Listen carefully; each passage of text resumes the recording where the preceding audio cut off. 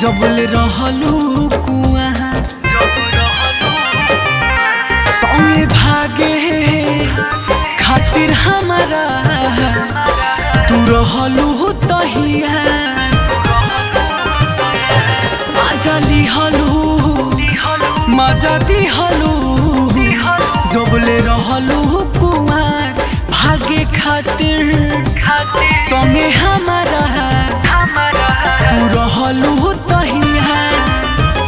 थरिया के खाना हमार खात रहलू छीन के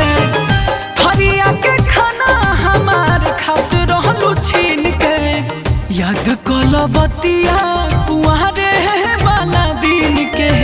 देत रही किन के तो घुमलू पहिन के याद कल बतिया कुआरे वाला दिन के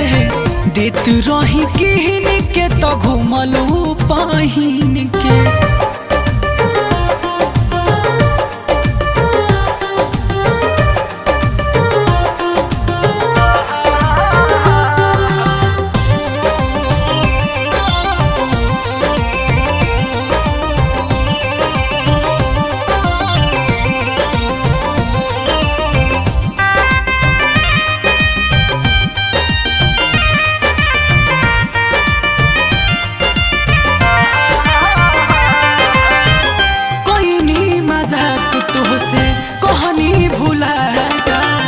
रोवे लगलू जान हो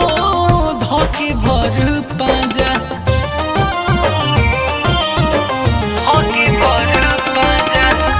कोई नहीं मजाक तोहसे कहनी भुला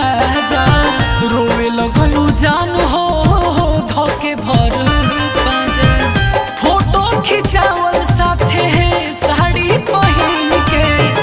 फोटो खिंचावल साथे साड़ी पहिन बतिया कुआरे वाला दिन के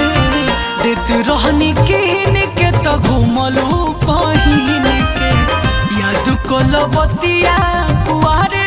वाला दिन के देत रहनी किन के तो घुमलू पहिन के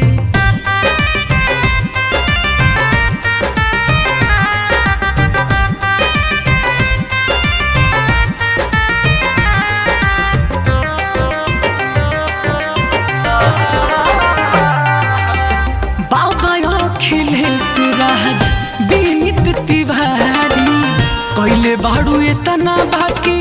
देले नइखी गारी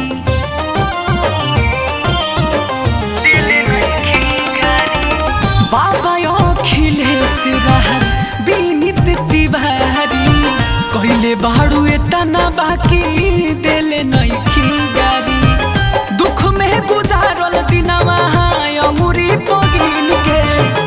दुख में गुजारल दिनवा अमुरी पगिन के याद कल बतिया कुआरे वाला दिन के देत रही किन के तो घुमलू पहिन के याद कल बतिया कुआरे वाला दिन के देत रही किन के तो घुमलू पहिन के देत रही